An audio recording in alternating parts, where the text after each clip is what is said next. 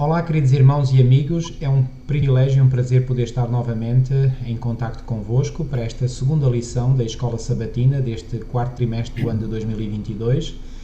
A semana passada nós vimos o início de uma grande rebelião, portanto, no universo, e vimos como essa rebelião se desencadeou ou eclodiu, portanto, num universo absolutamente perfeito que Deus tinha criado.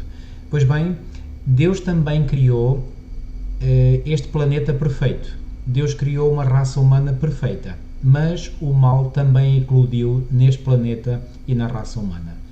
A semana passada nós vimos, portanto, como eclodiu o mal no universo. Esta semana nós iremos ver como é que eclodiu, portanto, o mal neste planeta Terra. Antes de nós avançarmos, nós gostamos de fazer uma oração e eu vou pedir ao irmão José Eloy Robalo, se não se importa de nos dirigir em oração, para depois iniciarmos a reflexão em volta deste assunto muito importante. Pai querido que estás nos céus, obrigado pelo plano da redenção que fizestes para nos salvar, para nos dar a vida eterna, para nos dares uma segunda oportunidade, um tempo de graça, Senhor. Amém. Obrigado por todas as bênçãos que derramas sobre nós, sobre a nossa vida. Obrigado pelo gosto que colocas no nosso coração de escutar a Tua palavra, Senhor. Amém. Abençoa também todos aqueles que estão interessados em ouvir, em escutar, em aprender, Senhor. Que o Teu Espírito esteja presente e que todos possamos ser ricamente abençoados pela exposição da Tua palavra. Amém, Senhor. Abençoa, querido Pai, nós te pedimos e agradecemos em nome de Jesus, aquele que é o nosso Criador e também o Senhor das nossas vidas e o nosso Redentor. Amém. Amém. Amém, Senhor. Muito obrigado, irmão José Eloy. Muito bem, então, nesta lição, na lição desta semana, nós agora, digamos, o nosso enfoque é mais específico. Vimos a semana passada, irmão José Eloy, que, portanto, o mal desencadeou no universo e no próprio céu, na própria presença de Deus. Envolveu um grande conflito no universo que era perfeito, mas, digamos, esse grande conflito se iniciou no céu, depois foi, por assim dizer, transferido para este planeta, correto? Pois bem, mais uma vez, eu gostaria que o irmão pudesse fazer então uma súmula da lição desta semana e depois então iremos entrar em detalhes. Exatamente.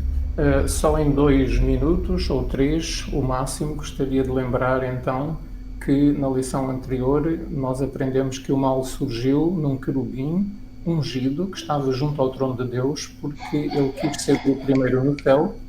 Ele quis ser o primeiro nos concílios celestiais, quis ocupar a posição de Cristo, quis ser igual ao próprio Deus, quis dominar até mesmo o céu e ocupar o lugar do próprio Deus.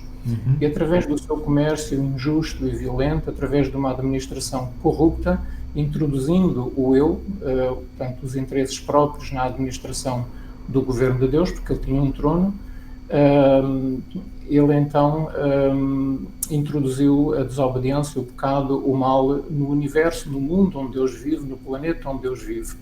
É interessante que as próprias palavras que Helena White utiliza, ela chama o mundo onde Deus vive o continente do céu. Então, supostamente, é um planeta, um mundo, embora nós não tenhamos a certeza, claro. Aprendemos que não há desculpa, não há razão, justificação para o mal ter surgido no coração de Lúcifer. Ele não foi destruído, porque agora as dúvidas que ele colocou na mente dos seus criados teriam que ser esclarecidas e só o tempo conseguiria fazer esse trabalho. E, portanto, Ellen White chega mesmo a dizer que não havia esperança de redenção para Lúcifer no céu e para os seus anjos. Por isso ele foi expulso do céu e trouxe a rebelião para a terra.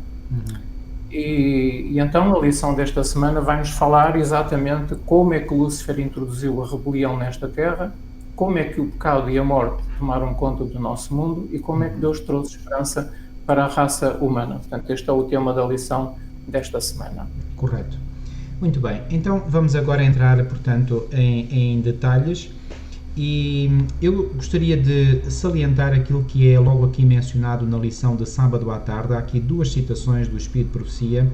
A primeira vem em História da Esperança, página 9, onde diz que, portanto, Lúcifer teve inveja e ciúmes de Jesus Cristo e conspirou contra ele. E ao ter sido expulso, portanto, do céu, Satanás decidiu destruir a felicidade de Adão e Eva na terra e assim causar tristeza no céu. Ele imaginou que se pudesse de alguma forma induzi-los, ou seja, induzir Adão e Eva à desobediência, Deus faria alguma provisão pela qual pudessem ser perdoados, e então ele e todos os anjos caídos estariam numa boa posição para partilhar com eles a misericórdia de Deus.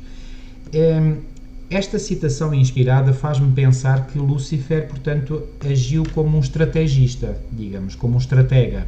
Ou seja, ele pensou num plano e pensou que através desse plano ele conseguiria, digamos, novamente conseguir acesso ao céu. Bom, sabemos que ele se enganou, e ainda bem, mas porquê que Lúcifer... Sim, diga, irmão. Existem ainda outras razões, outros motivos pelos quais ele decidiu fazer esta guerra, continuar a sua guerra contra Deus, e o motivo pelo qual ele decidiu vir aqui para este mundo e tentar Adão e Eva. Os escritos inspirados que nós temos diz-nos que algum tempo depois da expulsão de Lúcifer do céu, Deus, o Pai e o Filho, criaram todos os seres vivos aqui sobre a Terra. Formaram a Terra, criaram a vida sobre a Terra e formaram todos os seres vivos. E Deus decidiu fazer a raça humana para repovoar o céu. Repovoar o céu porquê? Porque ficaram vagas. As vagas deixadas por Satanás e pelos seus anjos. Então Deus quis repovoar o céu, e em vez de fazer anjos logo à partida, como fez no início, Deus decidiu criar a raça humana, e depois aqueles que se demonstrassem fiéis iriam ocupar o lugar das vagas deixadas por Satanás e pelos seus anjos. Este foi o processo que Deus idealizou para resolver o problema das vagas e para criar a raça humana. Então Deus fez a Terra também para ampliar o céu, não só para repovoar o céu, mas para ampliar o céu. Ele queria uma família maior de inteligências criadas. Lúcifer então decidiu destruir a felicidade de Adão e Eva e decidiu conquistar para o seu lado a raça humana. Porquê? O primeiro motivo é que ele quis demonstrar, na sua guerra contra Deus, que é impossível guardar a lei de Deus. Ele não é um texto muito interessante que nos diz que Satanás declarou aos seus anjos que demonstraria perante os mundos criados por Deus e perante as inteligências celestiais, que são os anjos, que é impossível guardar a lei de Deus. Vejam que o grande argumento que ele usou no céu, ele continuou a querer demonstrar aqui na Terra, através daquilo que iria fazer com Adão e Eva. O outro motivo pelo qual ele decidiu destruir a felicidade de Adão e Eva foi por inveja, foi por ciúmes, foi por rancor, foi por ódio. Porquê? Porque Deus o Pai tinha conferido a Jesus Cristo, a Jesus no céu, que entretanto no céu ele chamava-se Miguel, o arcanjo Miguel, era assim que ele existia no céu, Jesus. O Pai decidiu conferir ao seu filho, esse arcanjo, a autoridade, honra e autoridade especial. Deu ao filho o direito de governar, exatamente igual ao que o Pai tem, e a supremacia exatamente igual à que o Pai tem. E Satanás, por causa disto, porque o Pai conferiu ao filho a honra e a autoridade especial, e também, segundo motivo, porque não tinha entrado no conselho especial de Deus com Cristo em relação aos planos e propósitos futuros que Deus tinha em mente, porque ele não entrou nesse concílio, ele não entrou nesse conselho, foi só entre o Pai e o Filho, ele também ficou cheio, conforme diz os textos inspirados, inveja, ciúmes e rancor. E também porque ele não tinha sido consultado com respeito à formação do homem, ou seja, o Pai e o Filho consultaram-se, tiveram um conselho, um concílio para decidirem como é que o homem iria ser, e decidiram que o homem iria ser formado à imagem e à semelhança de Deus. Mas Satanás Lúcifer queria ter entrado nesse conselho, e como ele não entrou, ele ficou cheio de inveja, ciúmes e ódio. Portanto, estes são os vários motivos pelos quais ele decidiu fazer esta guerra contra Deus na pessoa de Adão e Eva. Exato. Portanto, o Pai conferiu honra especial ao seu filho, ele não entrou no conselho especial de Deus, ele não foi consultado com respeito à formação do homem, e porque Deus iria criar Adão e Eva, só o Pai e o Filho iriam fazer esse trabalho sem a ajuda de mais ninguém. E Lúcifer queria também estar nessa criação de Adão e Eva. Então, ou pelo menos a sua opinião pudesse ser, digamos, levada em consideração. Sim, exatamente. E a própria lição de sábado, a nossa lição de sábado também diz isso. E agora aqui, portanto, vamos entrar nos últimos motivos, porque ele não foi readmitido no céu. Ele queria ser readmitido no céu, isso era impossível, o céu não podia ser posto em perigo, ele tinha ido longe demais, dentro dele estavam as sementes da rebelião e o pecado deles tinha sido demasiado grave e grande. E então, quando realmente lhe foi dito, Jesus lhe disse que ele não podia mais voltar para o lugar que ele antes tinha ocupado e que não poderia voltar a habitar o céu, então a sua malícia e o seu ódio manifestaram-se plenamente. E então, por causa disso, ele teve então esse ódio, essa inveja e esse ciúme, e veio o ódio todo ao de cima e quis atuar assim desta maneira contra Adão e Eva. E também porque ele queria ser readmitido, e o último motivo porque ele queria ser readmitido, ou seja, ele criou um plano na sua mente que foi este: eu vou fazer Adão e Eva pecarem, Deus vai ter misericórdia dele, vai arranjar uma solução, vai perdoá-lo, ele vai continuar a habitar o jardim do Éden e ele vai ser perdoado, e eu então vou usar esse argumento para que eu e os meus anjos também possamos ser admitidos no céu. Se Deus tem misericórdia para com Adão, então ele vai ter também para comigo. Exato. Então este foi o último motivo pelo qual, dentre estes vários motivos, pelo qual Satanás decidiu fazer esta guerra contra Deus na pessoa de Adão e Eva. Eu gostei particularmente dessa última frase, porque era isso mesmo que eu ia dizer, que esta guerra é uma guerra que Satanás faz contra Deus, mas os seres humanos vão ser, digamos, peões nas mãos dele para que Satanás atinja o objetivo, mas o objetivo principal dele é a guerra contra Deus, não é? Ou seja, ele está em guerra contra a raça humana, é um facto. Mas a raça humana não é o objetivo principal, ou seja, o grande objetivo dele é fazer guerra contra Deus. E, portanto, contra Jesus, exatamente, a quem ele tem, portanto, como diz aqui nesta citação, na lição, portanto, de sábado, ele tem inveja e ciúmes de Jesus Cristo. E tudo aquilo, eu já aprendi a detectar isto. Sempre que há uma tentativa de diminuir a dignidade ou a divindade de Jesus, eu já sei de onde é que isto vem. Só pode vir do inimigo.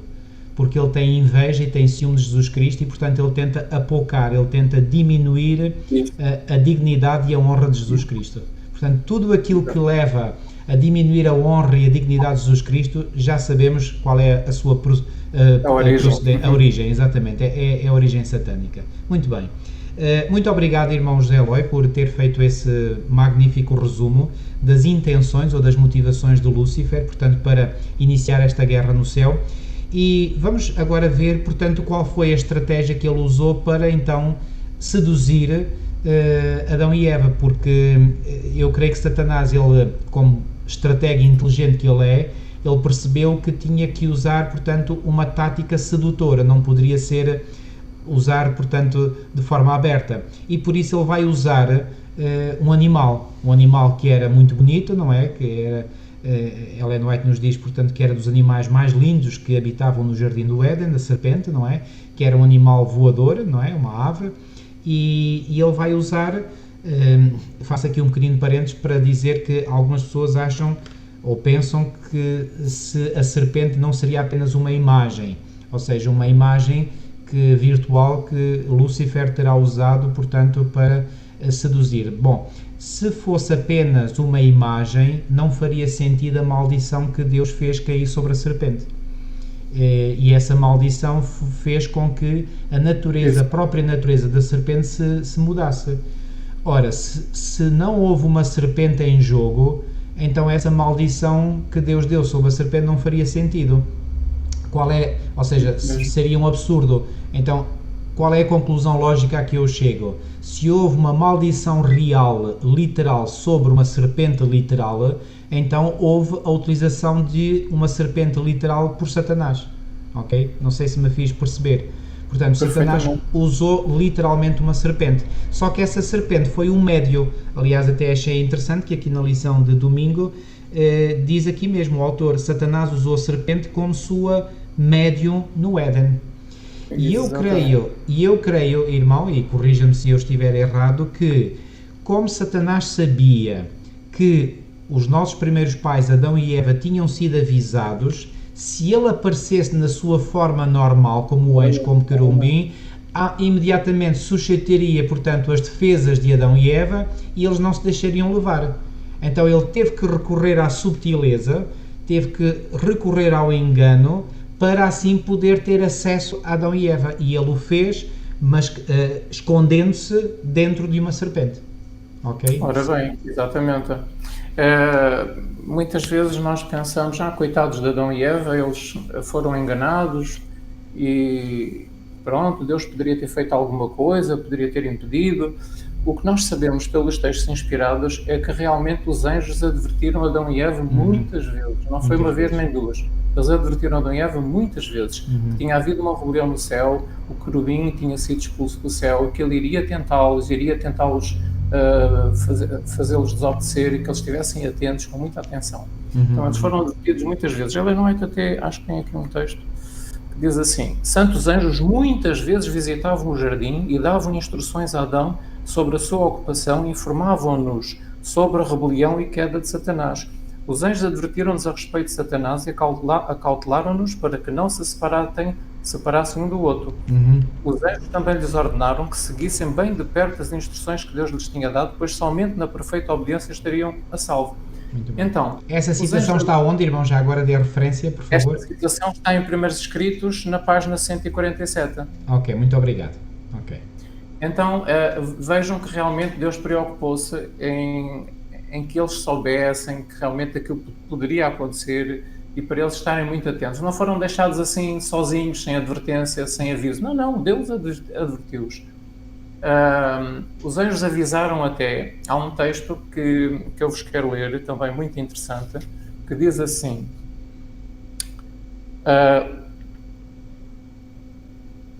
os anjos advertiram-nos para que estivessem atentos contra os expedientes de Satanás, pois os seus esforços para os enredar seriam incansáveis.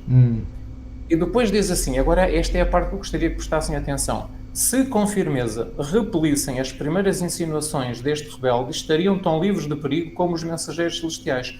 Se, porém, cedessem uma vez à tentação, a sua natureza tornar-se-ia tão depravada que não teriam em si mesmos nem poder, nem predisposição para resistirem a Satanás. Então, ou seja, se eles desobedecessem uma vez, a sua natureza ficaria incapacitada para daí para o futuro continuarem a obedecer a Deus. Os anjos até lhes explicaram isto, as consequências se desobedecessem. E para estarem muito atentos para obedecerem a tudo o que Deus dissesse. Então, é por causa disto que Satanás sabia que os anjos os avisaram e quais seriam as consequências se eles desobedecessem. É por isso que Satanás utilizou o tal médium, o tal meio, que foi a ave, não é?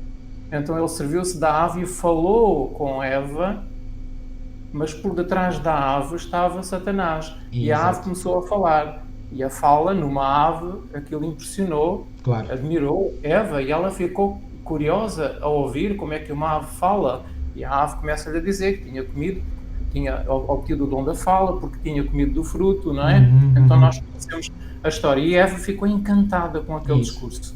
E foi assim que as coisas começaram. Portanto, Satanás usou um meio, um médium. Ele não se apresentou abertamente porque saberia que seria imediatamente repelido por Adão e Eva, não é? Eles estavam avisados. Seria repelido porque seria reconhecido e ao ser reconhecido seria repelido. Muito bem. Então podemos dizer, portanto, que Eva ficou fascinada, ficou como que hipnotizada, digamos, pelo discurso embalado, não é, da serpente, que era Lúcifer a falar através da serpente. Mas eu gostaria tal como os médiuns espíritas falam com voz diferente numa sessão espírita, quando um anjo caído toma posse do médium para falar como se fosse a pessoa falecida. Exatamente. Exatamente da mesma maneira. O médium muda de voz, muda de expressão, e o tom de voz é o tom de voz da pessoa que morreu. Exatamente. Não é o morto, não é a alma, não é o espírito, é um anjo caído, é um demónio que está a fazer isso, mas a pessoa fala com a voz da pessoa que faleceu. Ou seja, Satanás fez isso com a serpente. Muito bem. Ou seja, o fenómeno da mediunidade não é nada de novo. Portanto, ele existiu pela primeira vez logo no Jardim do Éden. Ora bem, pela primeira vez, exatamente. Exatamente. Muito bem, mas vamos avaliar um bocadinho mais, portanto, este discurso, portanto, que a serpente, ou seja, Satanás, teve para com Eva. E eu gostaria aqui de realçar, portanto, que da perspectiva, como diz aqui o autor, ele diz aqui o seguinte que eu vou ler: da perspectiva da lógica humana, o argumento da serpente parecia muito mais convincente do que a palavra dita por Deus. Porquê, irmão? Porquê que do ponto de vista da lógica humana, e isto depois vamos também atualizar para os nossos dias, porquê que o argumento da serpente, que era falso, sabemos que era falso, mas porquê que ele pareceu mais convincente do que a verdade que tinha sido proferida por Deus? Em primeiro motivo, em primeiro lugar, porque correspondia às ambições, digamos, que se criaram naquele momento dentro de Eva, que era ser como Deus, sereis como Deus, os vossos olhos se abrirão, e o facto de, portanto, não só satisfazia aquele desejo de subir mais alto, não é? Como também a ave estava a falar, ou seja, aparentemente o argumento era verdadeiro. Se tu comeres do fruto, vais obter estes benefícios. Serás como Deus, não vais morrer, mas conhecerás o bem e o mal, tal como Deus. Olha, como eu comi o fruto e estou a falar, adquiri o dom da fala. Isso. E tu, se comeres o fruto, imagina os dons que não vais obter pelo facto de comeres do fruto. Exatamente. E Deus está a esconder isto de ti. Então, o grande argumento que pareceu convincente é que a serpente estava a falar, a ave estava a falar. Exatamente. É interessante que quando Jesus no Sermão da Montanha, do Sermão Profético, foi também proferido no monte, mas foi no Monte das Oliveiras, portanto em Mateus 24, nós encontramos lá em Mateus 24 que a determinado momento, nesse Sermão Profético, Jesus disse o seguinte, portanto em Mateus 24, porque surgirão falsos cristos e falsos profetas operando grandes sinais e prodígios para enganar, se possível, os próprios eleitos. Aquilo que eu mais gosto neste versículo é a expressão se possível, porque isto nos dá a garantia de que aqueles que são verdadeiramente eleitos ou escolhidos não se deixarão seduzir. Portanto, se possível for, quer dizer, ou subentendido, não será possível. Mas a forma como Satanás tentará enganar, portanto, no tempo do fim, os eleitos ou os escolhidos, será através de sinais e prodígios. Eu diria que foi exatamente desta forma que Satanás começou o seu processo de engano com a raça humana. Porque o facto daquela serpente falar, aquilo era um prodígio, não é? E Eva entendeu isso como um prodígio. E, portanto, na sua mente, e atenção, ela ainda não tinha pecado, ou seja, portanto, ela ainda era um ser perfeito, tinha um raciocínio perfeito, mas mesmo assim, ela foi induzida a pensar, não é? Que, se a serpente, que é um animal, que é uma ave, fala, e fala porque comeu, então o que é que eu não irei adquirir, não é se comer deste fruto. Então Deus está a ocultar alguma coisa, Deus está a esconder alguma coisa. E isto terá certamente levado Eva a pensar que Deus até era, digamos, era um pouco... ou seja, não queria partilhar todos os dons com o ser humano, não é? Queria reter algo, não é? E, portanto, Eva pensou, Deus se calhar não quer concorrentes, não quer que nós saibamos tanto como ele, não é? Ou seja, aquele raciocínio, aquele argumento da serpente levou Eva a pensar mal de Deus, que foi exatamente isso que ocorreu na mente de Lúcifer no início da sua rebelião. Ele começou a pensar mal de Deus e começou a induzir maus pensamentos acerca de Deus na mente dos outros anjos. Ou seja, a estratégia que ele usou com os anjos no céu foi exatamente a mesma que usou com Eva na terra, correto? Correto. E Eva tinha a prova diante dos seus olhos, a ave estava a falar, tinha adquirido o dom da fala, supostamente. Isso faz-me lembrar pessoas que já estiveram em sessões espíritas e essas pessoas dizem, olha, não me venha dizer que isso não é uma realidade, porque é uma realidade. Eu vi com os meus próprios olhos. E o que é certo é que as pessoas viram mesmo. Viram, portanto, a imagem da pessoa falecida, pode ter sido familiar, amigo, e ouviram a voz com uma precisão impecável. Portanto, não damos uma ajuda, eu tenho dito isto muito nas igrejas por onde eu tenho passado, não fazemos uma ajuda, não damos uma ajuda às pessoas, dizendo que, como eu já ouvi pessoas dizer, isso que se passa nas sessões espíritas, isso é tudo um engano, isso é tudo... Não é, quer dizer, é um engano sim, mas o facto de as pessoas dizerem que viram algo, que viram, portanto, a pessoa e que ouviram falar, isso é verídico, isso é facto, isso é factual. Assim como... Vem mesmo, exatamente, e isso não podemos negar. Portanto, Eva realmente ouviu uma serpente a falar. Isso é facto, é factual. E claro, ela depois vai dizer que foi enganada. Sim, foi enganada. Não precisava de o ter sido, porque, como diz aqui ainda na lição, portanto, Eva ignorou 3 princípios básicos. O primeiro é que a razão humana nem sempre é o modo mais seguro de avaliar os assuntos espirituais. Ok? E este é o problema, por exemplo, do racionalismo. O que é que acontece? Muitos teólogos racionalistas acham que a razão é, de per si, suficiente para avaliar as coisas espirituais. Não é. E o apóstolo Paulo foi extremamente enfático quando ele disse em 1 de Coríntios, no capítulo 2, e eu gosto muito destas palavras porque elas nos ajudam a explicar, portanto, digamos, o mundo espiritual. Ele diz assim, portanto, em 1 Coríntios 2,14: ora, o homem natural, e aqui o homem natural, o termo grego que ele utiliza é psikikos, ou seja, é o homem que faz apenas, que utiliza apenas a sua psique, a sua mente. Este é o homem natural. Não compreende as coisas do Espírito de Deus porque lhe parecem loucura e não pode entendê-las porque elas se discernem espiritualmente. Ou seja, nós só conseguimos compreender ou discernir as coisas espirituais se o Espírito assistir a nossa psique, porque só com a nossa psique não conseguimos. Este tem sido um erro crucial, um erro fatal, em que muitos seres humanos têm caído, nomeadamente teólogos, cientistas, pensando que só com a mente, só com a sua razão, conseguem atingir a verdade. Não conseguem. E Eva foi logo enganada neste ponto. Ela pensou que o seu raciocínio, portanto, era uma fonte segura de conhecimento. Não é. Este foi o primeiro erro dela. O segundo foi... Tanto que ela, quando se apercebeu que estava sozinha, sentiu receio e pensou: oi, Deus avisou-me para não estar sozinha, tenho que voltar para o pé do meu marido. Mas depois imediatamente veio o pensamento: não, eu consigo sozinha a resolver o problema, eu tenho sabedoria suficiente. E ela não voltou para junto do seu marido e continuou sozinha junto à árvore proibida. Exatamente. E portanto, aí foi logo o primeiro grande erro dela. Depois, o segundo é que a palavra de Deus pode parecer-nos ilógica e sem sentido, mas está sempre certa e é sempre merecedora de confiança. Eu ainda me lembro quando eu estava no início do meu curso de Teologia, eu adotei um princípio, e o princípio foi este. Diziam-nos muito, e ouvia muitas vezes professores, colegas até citar aquele texto de Paulo em 1 Tessalonicenses 5, que devemos, portanto, julgar todas as coisas e reter o que é bom.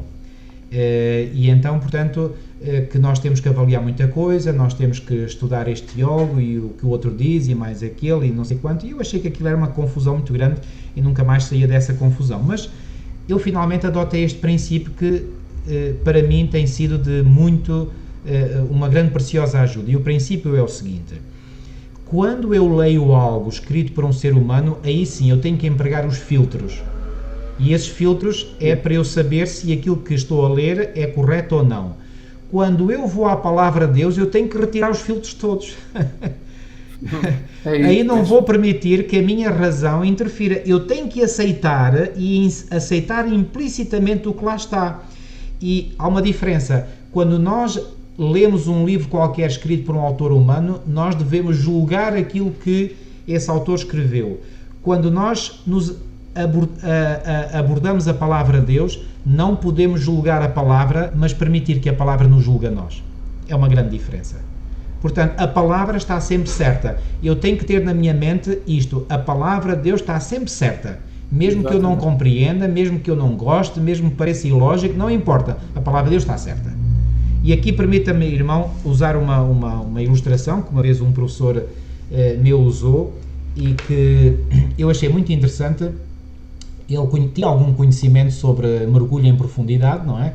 Acho que ele já tinha feito mergulho, e ele diz que quando os mergulhadores mergulham, portanto, não é a profundidades baixas, digamos, pequenas, por exemplo, tipo 1 metro, 2 metros, 3 metros, não. Quando se vai já a profundidades de 10, 15, 20, 30 metros, não é? Então, ele diz que aí os mergulhadores, invariavelmente, quase todos vivem uma experiência, e essa experiência é que eles perdem, digamos, o sentido de orientação. Ou seja, a pressão da água exerce vários efeitos sobre, digamos, o corpo humano, sobre a fisiologia do corpo humano, e um dos efeitos é que leva, portanto, o cérebro a sentir-se, digamos, digamos, perdido, ele perde a orientação, ok? E mesmo as experiências dos mergulhadores levam-nos, portanto, que eles contaram, não é? Eles dizem que muitas vezes eles pensavam que a superfície, ou seja, para onde deveriam voltar, era ainda mais para baixo. Mas que eles foram instruídos, portanto, eles foram instruídos nos cursos que fizeram para receber a licença de mergulhadora, que há algo que eles deveriam confiar implicitamente. E esse algo que deviam confiar implicitamente é olhar a direção para onde as bolhas que saem da máscara que eles têm na cara vão. Ora, as bolhas vão sempre à superfície, sempre acima, nunca vão para baixo. E muitos mergulhadores, ao verem as bolhas aí naquela direção, eles dizem assim: epá, mas as bolhas estão a ir na direção errada. Mas eles têm que pôr na mente deles, mesmo que eles sintam que as bolhas estão a ir na direção errada, eles têm que ir nessa direção das bolhas. Caso contrário, eles estão perdidos. Okay? É o mesmo com a palavra de Deus. É o mesmo com a palavra de Deus. Nós devemos ter isto na nossa mente. A palavra de Deus está sempre certa. Se eu não entendo, se eu acho alguma coisa ilógica, o problema não está na palavra de Deus, o problema está em mim, porque eu é que ainda não alcancei. É como a matemática está sempre certa. Eu muitas vezes tive uma relação atribulada com a matemática, e às vezes até me irritava com a matemática. Porquê? Porque a matemática, eu cheguei finalmente à conclusão, a matemática está sempre certa. Portanto, quando eu não conseguia às vezes resolver uma equação ou resolver um problema, o problema estava em mim, não na matemática. Com a palavra de Deus é a mesmíssima coisa. A palavra de Deus está sempre certa. E, portanto, Eva deveria ter isso, digamos, na mente, e não teve. Portanto, ela achou que ali a palavra de Deus, o que Deus tinha dito para eles fazerem, não fazia sentido. E que aquilo que a serpente estava a dizer é que fazia sentido. Isto é um erro terrível, que nós hoje, como seres humanos... E o terceiro ponto, deixo o irmão agora explanar este terceiro ponto, portanto, que vem aqui na lição de domingo. Há coisas que não são más ou erradas em si mesmas, mas que Deus escolheu como teste de obediência. Ok, Eva estava diante ou não de um teste de obediência? Exatamente, porque Deus decidiu provar ou testar Adão e Eva. Há aqui um texto que nos diz assim, o Espírito de Profecia: mas nos planos de Deus oniscientes, Deus decidiu testar a sua lealdade antes que eles pudessem ser colocados eternamente fora de perigo. Teriam o seu favor e ele conversaria com eles e eles com ele. Contudo, ele não colocou o mal fora do seu alcance. Satanás teve autorização para os tentar. Se resistissem à prova, ao teste, ficariam eternamente livres de perigo e no favor de Deus e dos anjos celestiais. Portanto, Deus quis testar. E Eva não se lembrou: será que isto é um teste? Será que isto é um teste? Eu tenho que acreditar na palavra de Deus e não acreditar nos meus sentidos, naquilo que estou a ver? Então ela não se lembrou que realmente ela poderia estar a ser sujeita a um teste. Jó estava sendo sujeito a um teste. Ele sofreu durante muito tempo, mas ele apegou-se sempre a Deus. Correto. Até ao fim. Embora ele não compreendesse, mas ele apegou-se sempre a Deus. Exatamente. Ainda que o meu Criador me mate, nele confiarei. Isso mesmo. Não é? E Eva deveria ter pensado nisso. Poderia ser um teste. Eu tenho que manter fiel. Exatamente. E não aconteceu isso, infelizmente, com a mãe da humanidade. Muito bem. Gostei aqui desta frase que é usada pelo autor na lição de segunda-feira, quando diz aqui que Gênesis é um dos exemplos mais claros da psicologia da tentação. Eu gostaria que ainda fôssemos um bocadinho mais a fundo, irmão Eloy, aqui nesta psicologia... Onde é dia da semana? Portanto, na segunda-feira, 3 de outubro. Portanto, que víssemos aqui, portanto, um bocadinho mais a fundo esta psicologia da tentação, ou seja, porque através da forma como Satanás tentou Eva, nós temos aqui, portanto, um modelo paradigmático de como ele tenta cada um de nós hoje em dia. Ele não mudou, portanto, assim como Deus não muda, ele também não muda. Continua a ser o mesmo mentiroso e pai da mentira, o mesmo estratega hábil, o mesmo enganador, não mudou nada. Por isso nada. É que quando nós... É a mesma hoje, nós temos que estar atentos a isto. A estratégia, diz-nos a nossa lição, consistiu em 3 coisas. Isso. No entanto, eu não concordo com a primeira. Só concordo com a segunda e com a terceira. As estratégias que a lição nos menciona é: Satanás generalizou a proibição de Deus, contradisse a declaração de Deus e acusou Deus de estar a suprimir um conhecimento essencial para Adão e Eva. Porque Deus sabe, disse a serpente, Deus sabe. Ou seja, vocês não sabem que Deus está a suprimir o conhecimento que vocês precisam, mas Deus sabe que Ele está a suprimir esse conhecimento. Então, Satanás não generalizou a proibição, porque realmente há um texto do Espírito de Profecia que diz que até aqui é assim que Deus disse: não comereis toda a árvore do jardim. Então Ellen White comenta este versículo e ela diz que de facto até aqui está tudo certo. Satanás, através da serpente, disse aquilo que estava correto. Mas depois, o ponto 2 e o ponto 3, na estratégia de Satanás, aqui sim. Portanto, ele contradiz a palavra de Deus. Esta é a estratégia de Satanás ao longo dos séculos, ao longo dos milénios, nos nossos dias ainda atualmente. A Bíblia diz que é o sábado que se deve guardar, ele diz que é o domingo, através das igrejas cristãs, por exemplo, não é? Então ele contradiz a palavra de Deus. Essa é a estratégia. Certamente não morrereis, disse ele. E acusou Deus de estar a suprimir algo que era essencial. Ou seja, Deus está a esconder coisas que não deveria estar a esconder.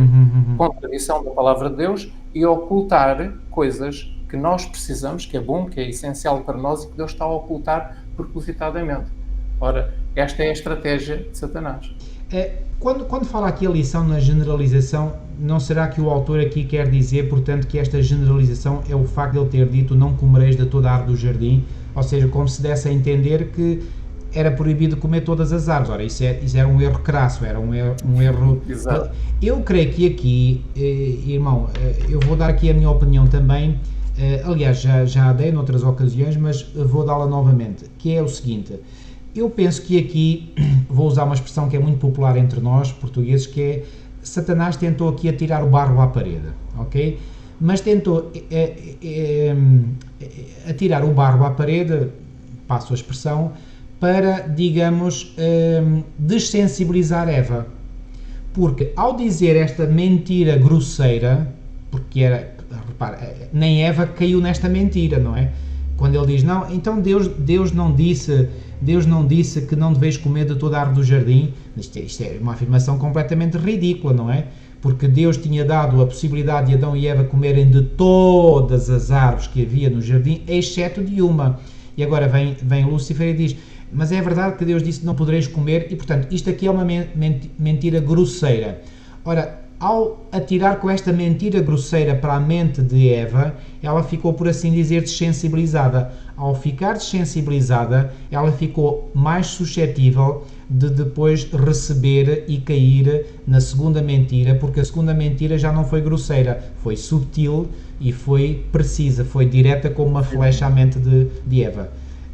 Portanto, é nesse sentido que eu, agora, não sei, será que o irmão entendeu aqui a generalização de outra forma? Era só para ficar aqui um bocadinho mais claro. Não, é que Ellen White diz que esta frase, esta primeira frase da serpente, ou de Satanás, portanto, está correta. Está correta? Está correta. Eu depois posso-vos mostrar na próxima lição, porque eu não tenho aqui presente onde é que ela escreve isto. Mas eu posso-vos mostrar na próxima lição. Mas o texto bíblico em Gênesis 3:1 diz, não, é assim que Deus disse, não comereis de toda a árvore do jardim. Sim. Portanto, esta afirmação foi feita pela serpente e era, portanto, uma mentira crassa, não é? Mas eu creio que isto é verdade, porque eles não podiam comer de toda a árvore, eles não podiam comer de todas as árvores, havia uma que não podiam comer. Pois, embora aqui pareça que a pergunta é, vocês não podem comer de nenhuma, ok? Mas eu agora já percebi um bocadinho melhor, portanto, o seu sentido. Mas sabe, eu acho que ele continua hoje a usar esta mesma estratégia. Por exemplo, em algumas ideologias, por exemplo, que hoje estão a ser muito, digamos, está-se a fazer uma grande pressão para fazer passar essas ideologias, como por exemplo a ideologia de género, para dar um exemplo, o que é que acontece? Leva-se essa ideologia até ao máximo, até ao limite do absurdo, ok? Para quê? Para ir dessensibilizando as faculdades morais das pessoas para finalmente aceitarem outras coisas que são já, digamos, mais específicas, digamos assim. E eu creio que foi esta estratégia, portanto, que Lúcifer usou aqui, portanto, dessensibilizar a mente, portanto, a percepção moral de Eva, e ao dessensibilizar, olha, eu vou-lhe dar um exemplo, portanto, para aqueles que estão a ouvir e que não saibam, portanto, eu sou enfermeiro de profissão, portanto, trabalhei uns anos, e lembro-me que quando nós fomos ensinados a dar, portanto, uma injeção intramuscular, nós primeiro fazemos uma dessensibilização. damos uma palmada. Exatamente. Normalmente dá-se as injeções intramusculares, normalmente, nem sempre, mas normalmente dá-se nas nádegas, ou na nádega esquerda ou na nádega direita. Então o que é que acontece? Dá-se uma palmada assim. Pode ser uma, duas, três, não é? O que é que acontece? A pessoa está à espera de ser picada e quando leva a palmada ou as duas palmadas, ela pensa, pronto, já fui picado. E ao pensar, isto é inconsciente, é involuntário, e quando a pessoa pensa isso, o músculo relaxa, e quando o músculo relaxa, então aí está preparado para receber mesmo a agulha, não é? Então faz-se uma técnica de dessensibilização, e quando a pessoa está dessensibilizada, depois aí já leva com a agulha melhor, mais facilmente. Portanto, e psicologicamente eu creio que esta mentira crassa que o diabo utilizou foi para desensibilizar, portanto, Eva. Mas esta é a minha opinião, obviamente. Mas, depois temos os erros de Eva, não é? Exatamente. Esta foi a estratégia que Satanás utilizou. Os erros de Eva foi ela ter-se afastado do marido, como nós sabemos, afastou os seus receios quando se apercebeu que estava sozinha e deixou-se ficar nas imediações da árvore proibida a pensar, a olhar para a árvore e a pensar, mas porquê é que Deus terá dito para não comer desta árvore? Ou seja, de certo modo ela também foi estimulada pela curiosidade, correto? Pela curiosidade, exatamente. E Satanás aproveitou essa oportunidade em que ela estava a olhar para a árvore e curiosa e a dizer consigo própria, mais que consigo próprio. O Espírito de Profecia diz-nos, a irmã White foi levada ao passado e ela viu em visão o que se passou no jardim naquele momento e ela viu que Eva estava a falar audível. Ela estava a falar audível e a dizer, mas porquê é que será que Deus proibiu que nós comêssemos desta árvore? Sim, porque se não estivesse a falar audivelmente, Satanás não teria conseguido ler os pensamentos. Satanás não consegue ler os pensamentos do nosso pensamento. Isso mesmo. E Satanás viu que ela estava com a dúvida e foi então o momento apropriado, a ocasião, a hora, o dia apropriado para ele tanto tentar e lançar a sua sorte, não é? Exatamente. Então, Eva deixou-se levar pela curiosidade, porque começou a ouvir a Ava falar, ficou a ouvir a Ava falar, sentiu-se lisonjeada porque uma ave estava a falar com ela, entrou no diálogo ou no debate, como nós queiramos, no diálogo, duvidou da palavra de Deus, usou os seus sentidos, a observação pessoal, ela viu as coisas como a nossa lição diz, ela viu as coisas de uma perspectiva alimentar, o versículo 6 do capítulo 3 diz, era boa para comer, e ela viu as coisas de uma perspectiva também de um ponto de vista estético, a Bíblia diz que ela viu que era agradável aos olhos, o fruto, e depois, então, analisou as coisas de uma perspectiva lógica, ou seja, ela olhou para o fruto, era boa para comer, agradável aos olhos, então, e desejável para dar entendimento. A tal frase que Satanás tinha dito pela serpente, se vocês comerem o fruto, vocês conhecereis como Deus o bem e o mal, sereis como Deus. Então ela viu que aquele fruto, afinal de contas, era capaz de ser mesmo desejável para dar entendimento. Ou seja, ela acreditou nas palavras da serpente. Exatamente. Estes foram os termos de Eva. E quando ela chega à conclusão que a árvore era desejável para dar entendimento, isto já é, digamos, uma conclusão que ela retira das premissas anteriores.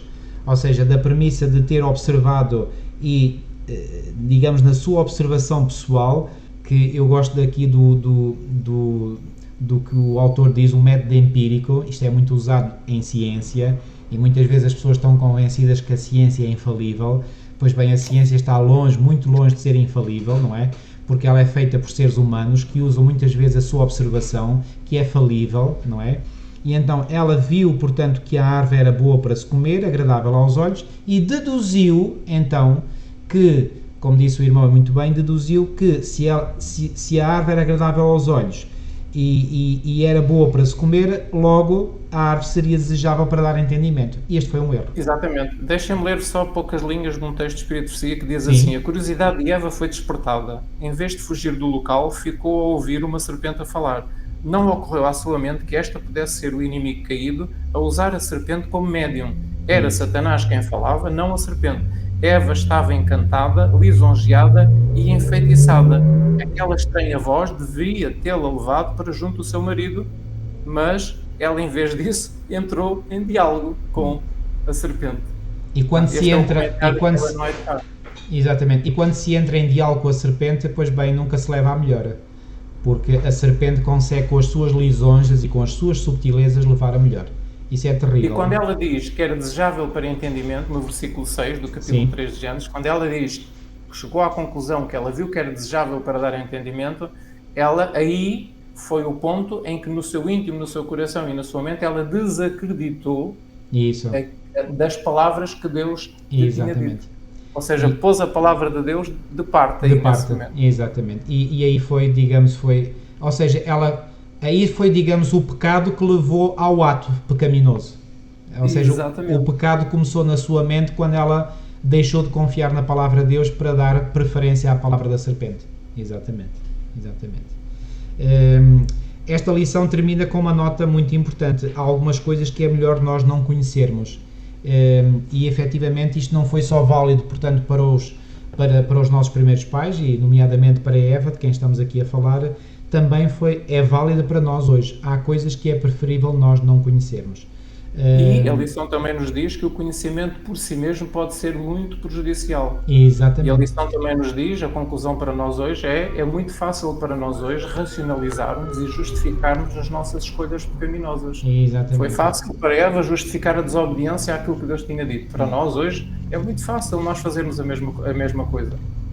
Justificarmos um caminho, não é? Uma direção pela qual nós queremos ir. É muito fácil. E desacreditar daquilo que está escrito, ou negar aquilo que está escrito. Exatamente. E isso faz-me lembrar, portanto, aquele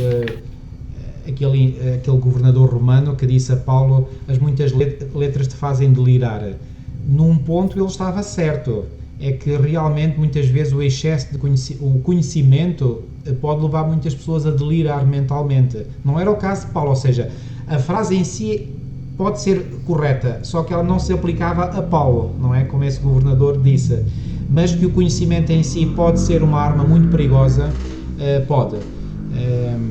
Digamos isto, há um texto do Espírito de Profecia, para a lição desta semana que diz assim: este tem sido o trabalho especial de Satanás com grande sucesso desde a sua queda, levar o homem a meter o nariz nos segredos do Todo-Poderoso e a não ficar satisfeito com o que Deus revelou e a não se preocupar em obedecer. Quer levar os homens a desobedecer aos mandamentos de Deus e depois fazê-los crer que estão a entrar num maravilhoso campo do saber. Não compreendem o que Deus revelou, menosprezam os seus explícitos mandamentos e aspiram ter mais sabedoria, independente de Deus, procurando compreender aquilo que lhe aprove reter dos mortais. Exultam com as suas ideias de progresso e ficam encantados com a sua vã filosofia. Exatamente. Portanto, este é o trabalho de Satanás ao longo dos séculos, desde esse dia até hoje. Até hoje, exatamente. Não mudou nada. É por isso que existe no mundo o ocultismo. Exatamente. Existem tantas ideologias, portanto, que levam os homens a sentirem-se orgulhosos, mas no fundo é um conhecimento vazio, oco, que não leva a lado nenhum. Portanto, é vaidade, é pura vaidade dos pensamentos, é palha, é a casa sobre a areia, enfim, são várias imagens que nós podemos usar para descrever, portanto, que esse conhecimento é totalmente fútil e sem qualquer valor. E o mais incrível é que há pessoas que se orgulham pensando que têm um grande conhecimento, e um conhecimento que é acima do conhecimento revelado. Isso é uma pura loucura.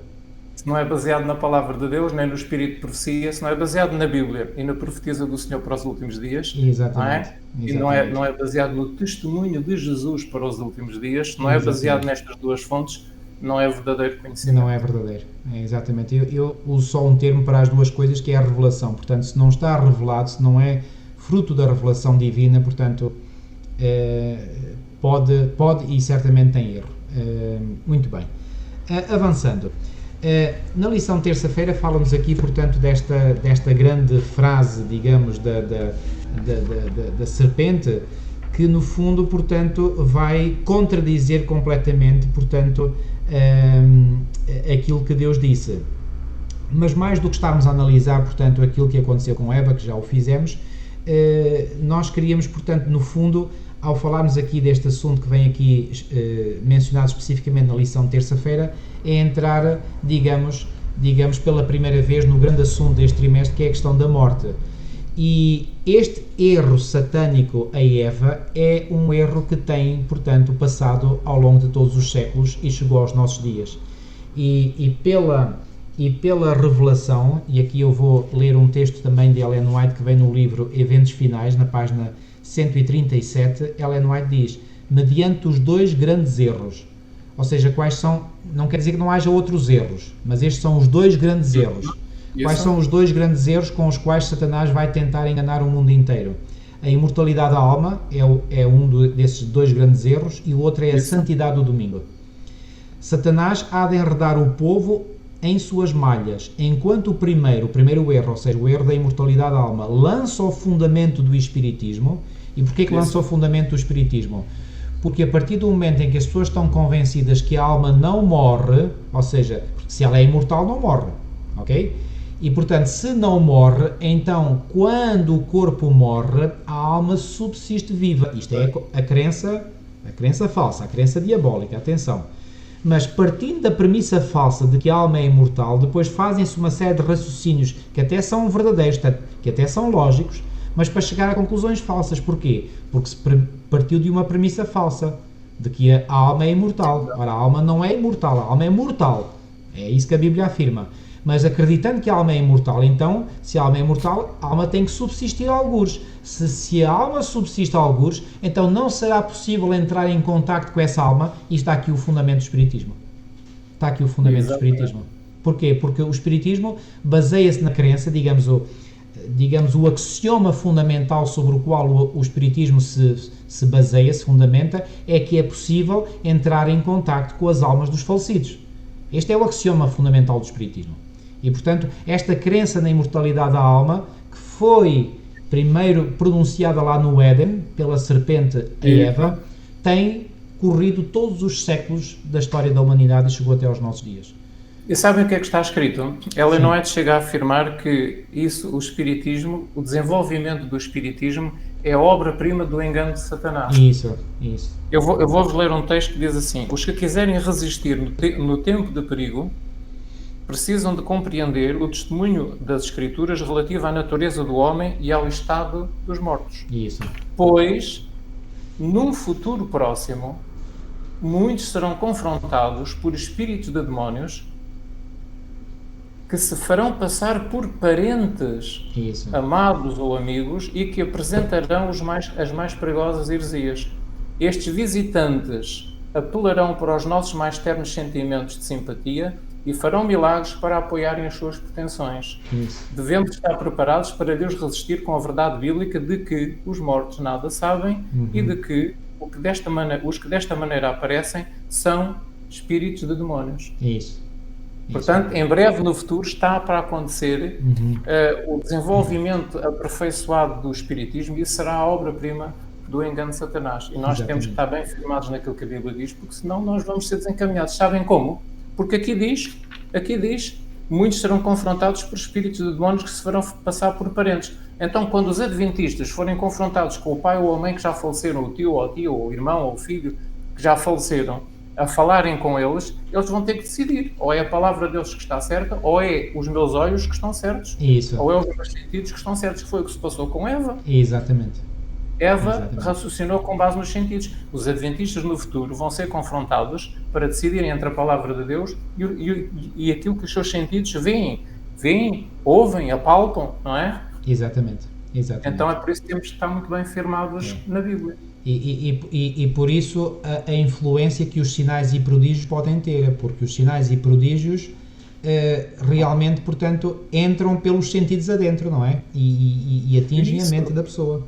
Exatamente.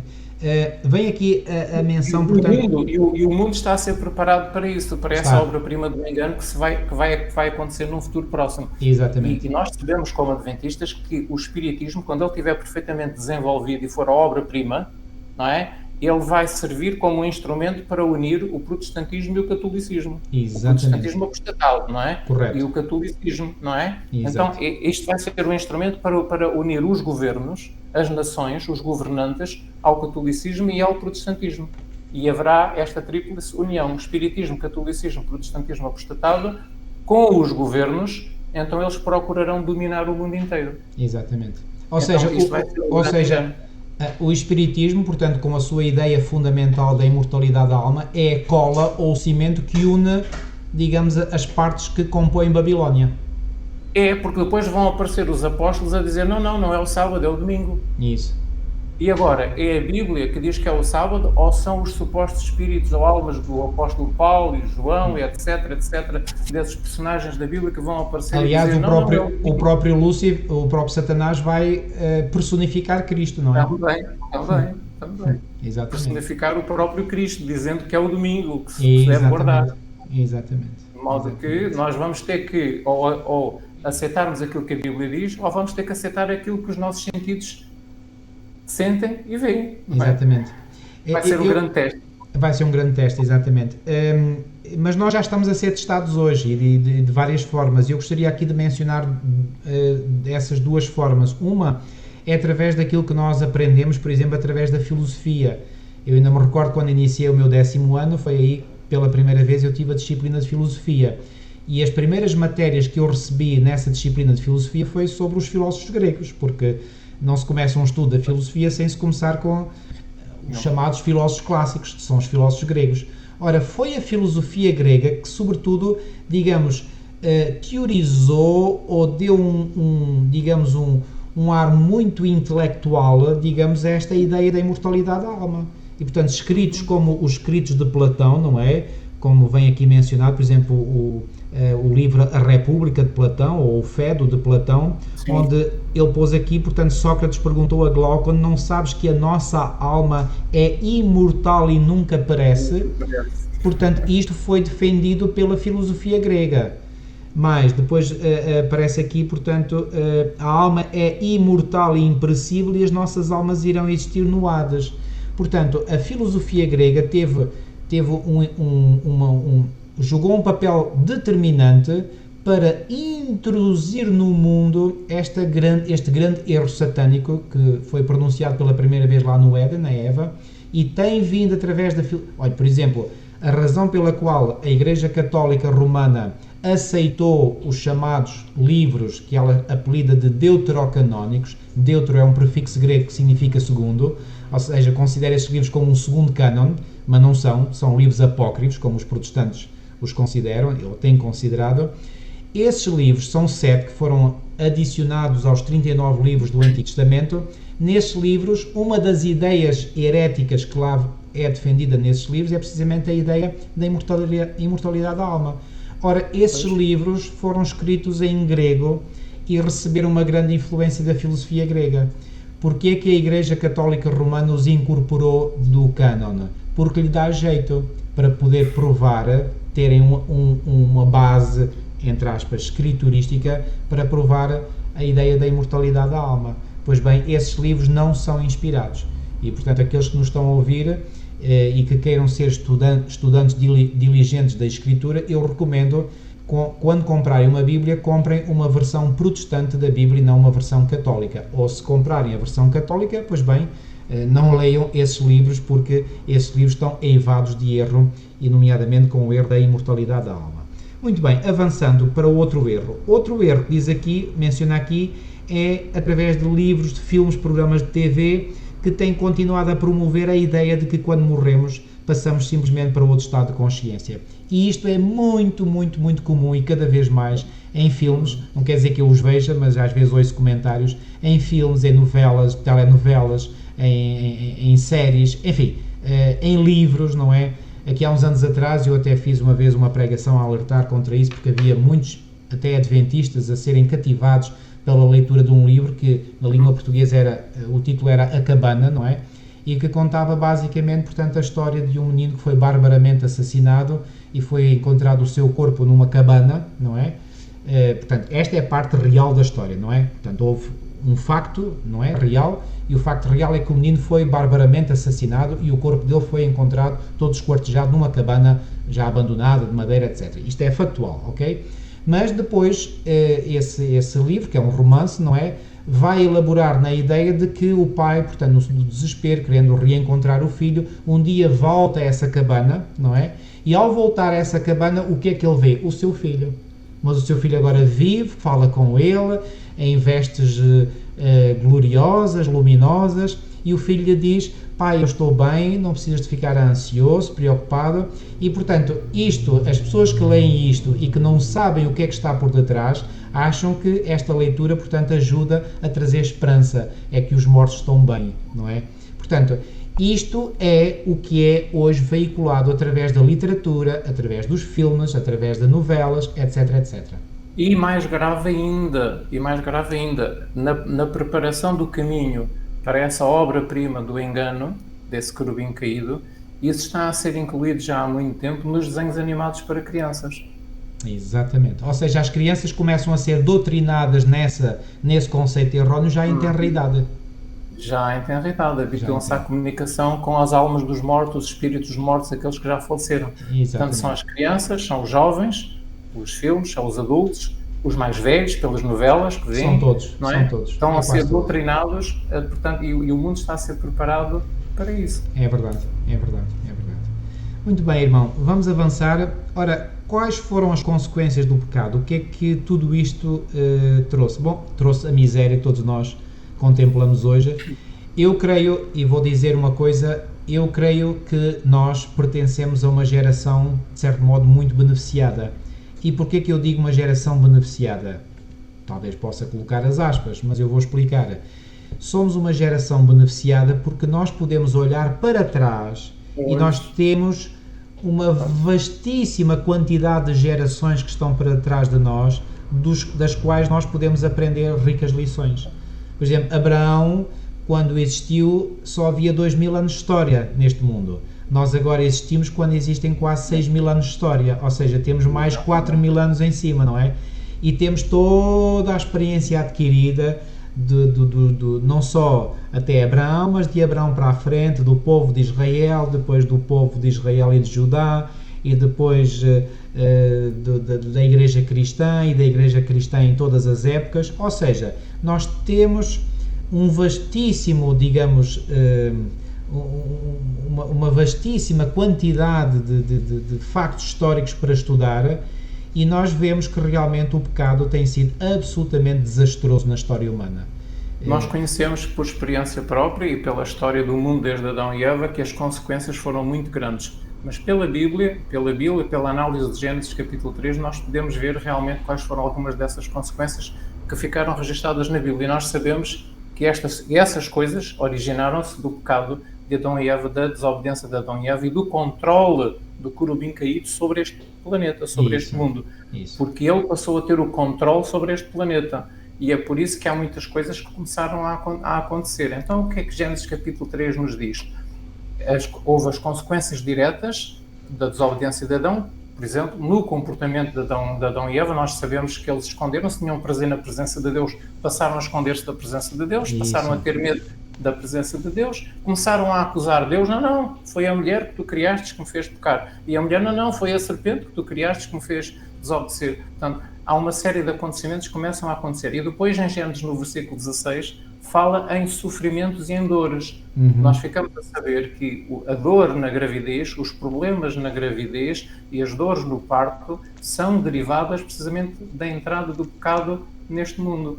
Ou seja, as coisas degeneraram tanto a nível físico, a nível da natureza e até a nível das coisas que Satanás teve a autorização e o poder para fazer desde aí, porque ele passou a ser o soberano deste mundo, não é? Adão passou para ele a soberania do mundo, ele passou a ser o governador deste mundo, por isso ele diz até a Jesus Cristo, quando o leva ao pináculo do templo, tudo isto te darei, não é? É meu, portanto eu dou-te. Então, o sofrimento, as dores na gravidez e no parto derivam daí. A terra produziria cardos e espinhos, ou seja, plantas venenosas, plantas prejudiciais, plantas que não têm utilidade nenhuma. Diz o testemunho de Jesus, o Espírito de Profecia, que surgiram devido aos métodos engenhosos de cruzamento genético utilizados por Satanás. Ou seja, a ciência, a engenharia genética que hoje tanto se fala não é uma ciência nova, portanto ela já existe há muitos séculos. Exatamente, existe. Os animais deixaram de reconhecer a supremacia do homem, os animais que tinham sido criados para obedecer ao homem deixaram de reconhecer a supremacia do homem. Ellen White até diz no Patriarcas e Profetas, por exemplo no capítulo 3, que quando o homem se rebelou contra a lei divina, as criaturas inferiores ficaram em rebelião contra o domínio de Adão e Eva. Assim o Senhor, em sua grande misericórdia, mostraria aos homens a santidade da sua lei e os levaria, pela sua própria experiência, a ver o perigo de pôr de lado a lei de Deus. Algumas espécies animais começaram a comer outros animais, deixaram de ser vegetarianos. A vegetação começou a murchar e a morrer, coisa Isso. que não acontecia antes. Isso. E a irmã White, em visões que ela tem da nova terra, ela diz que viu que a vegetação não murchava, não morria, ou seja, voltará a ser na nova terra como era no princípio. A vegetação não murchava e não morria, e passou a acontecer isso. E também a desobediência de Adão e Eva trouxe algumas alterações para bem deles. Para bem deles. Onde é que isso está escrito? No versículo 17 do capítulo 3 de Gênesis. Porque o capítulo 3, versículo 17 diz nas nossas Bíblias, por tua causa. Eu vou ler aqui. Sim, sim. E Adão disse, visto que atendeste à voz da tua mulher e comeste da árvore que eu te ordenara, não comesses, maldita é a terra por tua causa. Em fadigas obterás dela o sustento durante todos os dias da sua vida. Por tua causa. Isto é uma má tradução.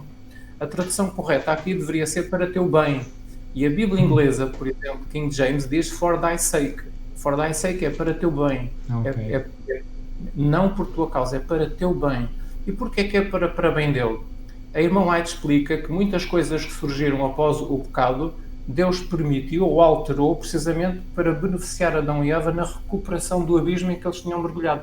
Era essencial para eles saírem da situação em que tinham caído.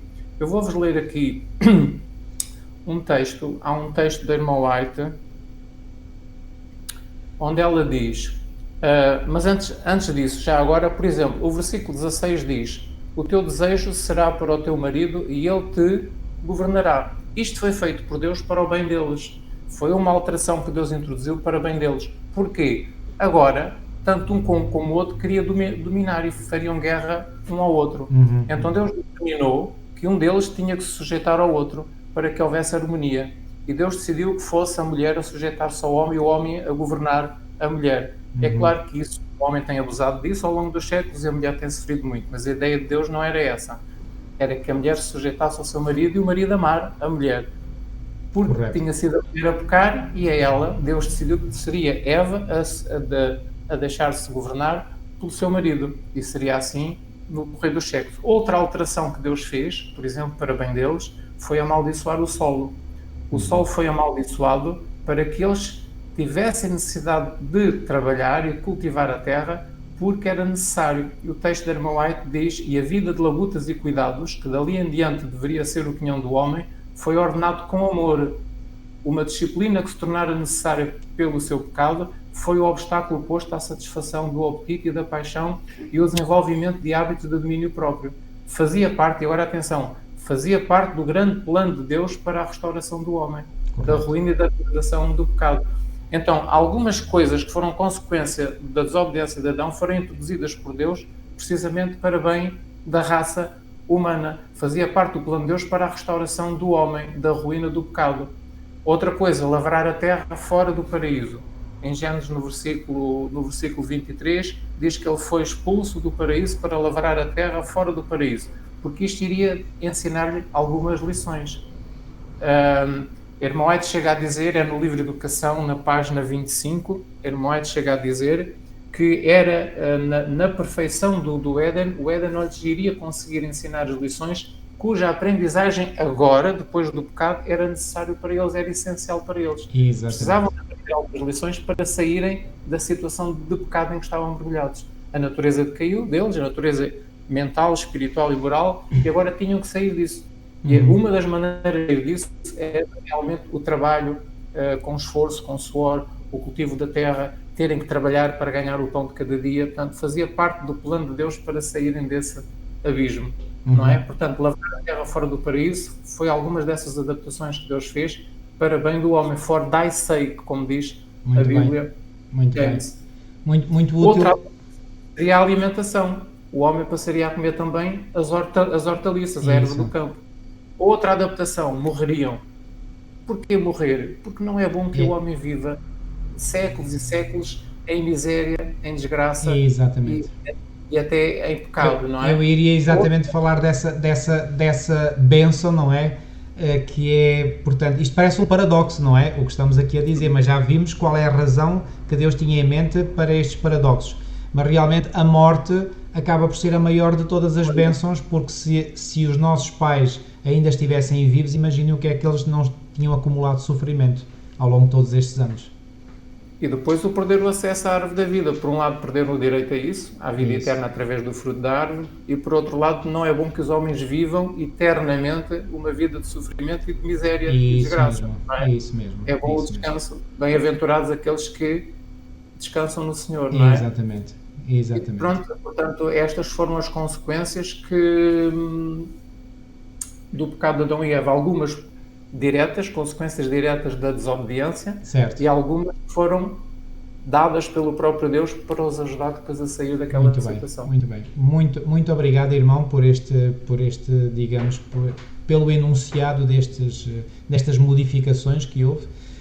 E vamos para a parte final, que é, portanto, a primeira promessa do Evangelho, ou seja, a primeira vez que o Evangelho foi anunciado. Alguns chamam o proto-evangelho, bem mencionado em Gênesis 3,15. Pois bem, no meio de toda esta desgraça que surgiu com a entrada do pecado no mundo, Deus intervém dando esperança aos nossos primeiros pais. Ou seja, eles tinham todas as razões, portanto, para mergulhar, portanto, na frustração, no desespero, mas Deus deu-lhes uma garantia, portanto, para o presente e uma esperança para o futuro. E, portanto, aqui é introduzido pela primeira vez, portanto, o Evangelho, a Boa Nova. Aliás, a palavra Evangelho vem da palavra grega Evangelion, que significa Boa Nova, e que Boa Nova é esta, que Deus iria intervir, iria trabalhar, portanto, para que tudo pudesse voltar à situação inicial. Mas até chegar a esse tempo, pois bem, o mundo, os nossos primeiros pais e os seus descendentes e o mundo iriam passar por tribulações muito grandes. Irmão, eu vou-lhe dizer uma coisa, eu sinto muito feliz quando penso que nós estamos mesmo na reta final da história deste mundo do pecado. E quando eu vejo aquilo que se passa à minha volta, eu às vezes até dou comigo a pensar comigo mesmo desta forma: se eu não tivesse a esperança que eu tenho, eu entrava em desespero. Pois. Como eu acredito que muitas pessoas estão a entrar em desespero, porque o mundo está a entrar numa espiral de destruição, de engano, de tanta coisa negativa, e sobretudo nestes últimos 2 anos e meio, desde que o mundo entrou nesta chamada pandemia, repare como tudo tem vindo a degenerar, portanto, a um ritmo mais avançado, não é? E, portanto, não fosse esta esperança de que Deus está no controle de todas as coisas e que Ele vai levar tudo isto a bom termo e vai repor todas as coisas com aqueles que o aceitaram como seu Salvador, não fosse essa esperança fundamental que o Evangelho nos dá, e seria o desespero completo. Concorda, irmão? Há muitas pessoas que pensam assim: mas Deus foi mesmo mau realmente ao fazer isto tudo. Mas não, quando nós conhecemos exatamente todos os factos e os pormenores daquilo que aconteceu, nós ficamos admirados com o amor de Deus para com a raça humana. Olha, um texto que me tocou muito é um texto do Espírito de Profecia que existe no livro Primeiros Escritos, que eu vou-vos ler, que eu tenho aqui à minha frente, e que diz assim, é na página 149: eu vi o adorável Jesus e contemplei uma expressão de simpatia e tristeza no seu rosto. Logo, eu vi-o aproximar-se da luz excessivamente brilhante que cercava o Pai. Disse o meu anjo assistente: ele está em conversa íntima com o Pai. E depois Jesus faz isto 3 vezes. Jesus vem da conversa com o Pai e depois volta novamente a entrar naquela luz que rodeia a pessoa do Pai, em conversa com o Pai. E à terceira vez, quando ele volta dessa terceira vez, a irmã White diz assim: quando ele veio do Pai, fez então saber à hoste angélica que um meio de livramento fora estabelecido para o homem perdido. Disse-lhes que estivera a pleitear com o Pai e oferecera-se para dar a sua vida como resgate e tomar sobre si a sentença de morte, a fim de que por meio dele o homem pudesse encontrar o perdão que pelos méritos do seu sangue e a obediência à lei divina ele poderia ter o favor de Deus e ser trazido para o belo jardim e comer do fruto da árvore da vida. Isto não é maravilhoso? Fantástico, absolutamente fantástico. Esta descrição, Ellen White, levada ao passado, ela viu exatamente aquilo que aconteceu no céu quando as notícias chegaram lá que Adão tinha transgredido, não é?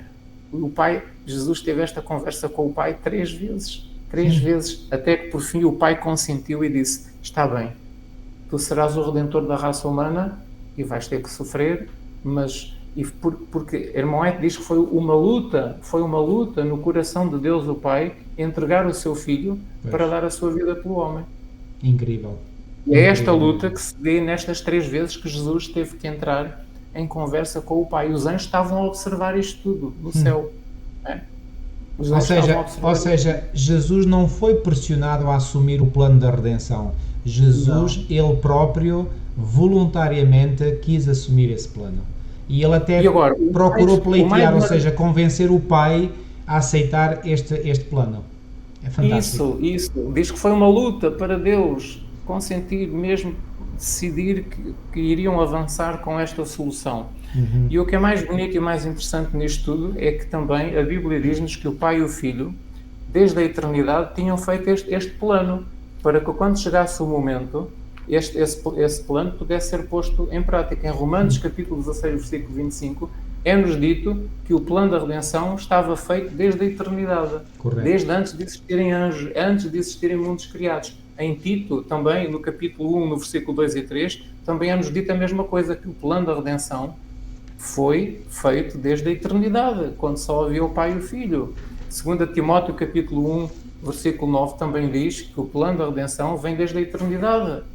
Ora, Efésios 1 também fala... O Pai e o Filho, ao fazerem isto, antes de existirem seres criados, eles dizem assim, olha, nós vamos criar seres criados, mas alguma coisa vai acontecer e nós temos que ter um plano, plano B. Então vamos fazer este plano. Se alguma coisa acontecer, tu darás a tua vida, eu darei a minha vida pelos seres criados e vamos avançar. Mas quando chegou à altura, o Pai lutou, teve que lutar para realmente decidir, está bem, vamos avançar então com esse plano.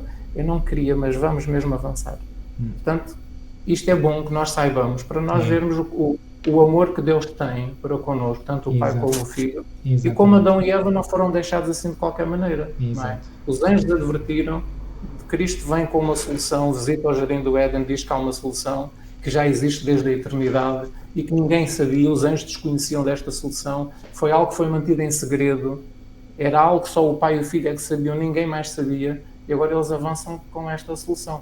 E o próprio Lúcifer ficou espantado com isto, porque ele pensava que seria o fim, não é? E no entanto, aqui aparece Deus o Pai e Deus e o Filho com esta nova revelação do seu caráter, do seu amor, quando ele pensava que já sabia tudo sobre o caráter de Deus.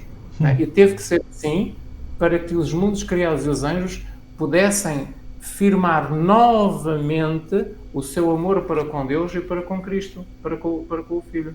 Correto. Porque aquilo tinha ficado tudo abalado, não é? Aquele amor para com Deus, a dúvida que Satanás criou na mente dos seres criados sobre Deus, o caráter de Deus, aquilo ficou tudo abalado. Então aquilo tinha que ser reposto numa base segura. Então avançou-se com esse plano para ajudar também não só a salvar Adão e Eva e a raça humana,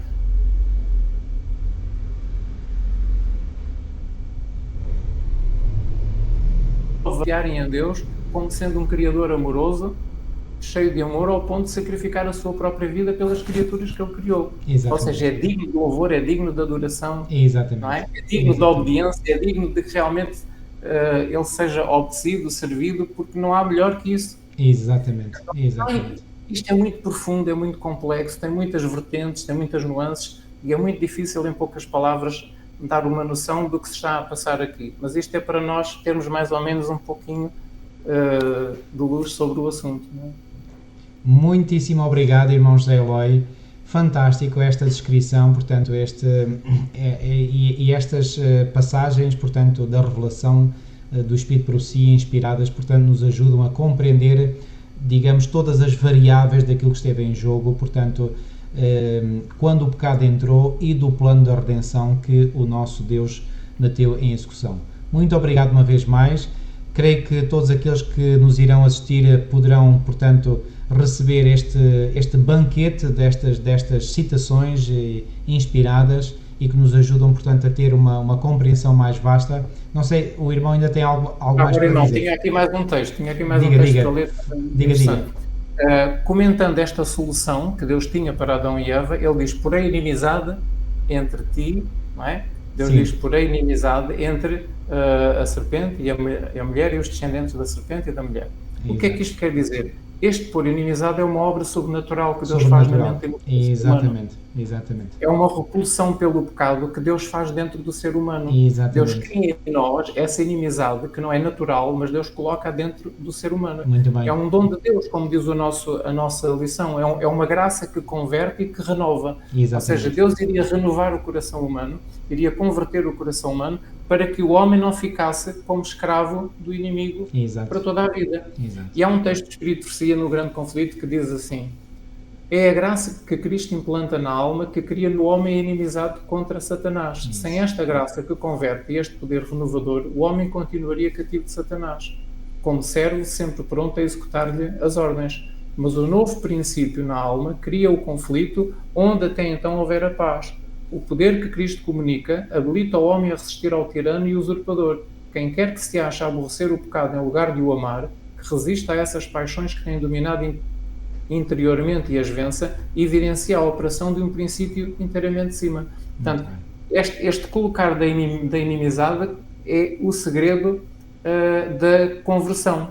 Todas as pessoas que se convertem e que passam pelo novo nascimento, não é? Recebem este dom sobrenatural divino. Passam por isto. São pessoas a quem Deus colocou no seu coração inimizade contra Satanás. Exatamente. É uma obra sobrenatural. Pronto. Exatamente. Bom, terminamos com chave de ouro. Portanto, a lição desta semana. Muito obrigado uma vez mais, irmão José Eloy. E assim vamos terminar com uma oração, tá bom? Nosso querido e amado Pai que estás nos céus, muito obrigado, Senhor, pela tua magnífica revelação, que é, sempre foi e sempre será uma lâmpada para os nossos pés e uma luz para o nosso caminho. Muito obrigado, Senhor, por aquilo que revelaste através da tua palavra, através da tua serva inspirada para estes últimos dias da história humana, que nos ajuda a compreender de forma ainda mais cabal, mais detalhada, o início do grande conflito, o início da catástrofe humana que foi a introdução do pecado neste mundo, mas muito obrigado acima de tudo pela solução que tu já desde os tempos eternos tinhas em mente caso fosse necessário utilizá-la. Amém. E Senhor, obrigado porque tu puseste em execução esse plano da redenção. Obrigado, Senhor, porque esse plano já foi executado por Jesus.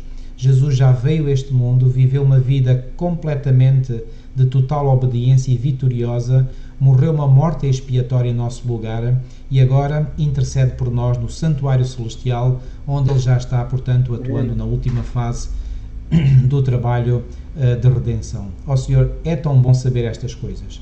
É tão bom, Senhor, nós podermos firmar a nossa esperança e a nossa confiança num seguro, assim diz o Senhor. Obrigado, Senhor, por esta revelação. Obrigado porque ela nos ajuda a termos uma certeza ainda maior do Teu grande amor por nós, pela raça humana e por cada um de nós em particular. Ajuda-nos, Senhor, a partilhar isto com o maior número possível de pessoas. Fica connosco, Senhor, livra-nos de todo o mal. Tudo isto nós te pedimos e pela fé te agradecemos, em nome de Jesus. Amém. Amém, assim seja. Queridos amigos, ficamos por aqui nesta semana. Que Deus vos abençoe grandemente e marcamos encontro para a próxima semana para a lição número 3 deste trimestre. Até lá, se Deus quiser. Deus vos abençoe a todos. Obrigado.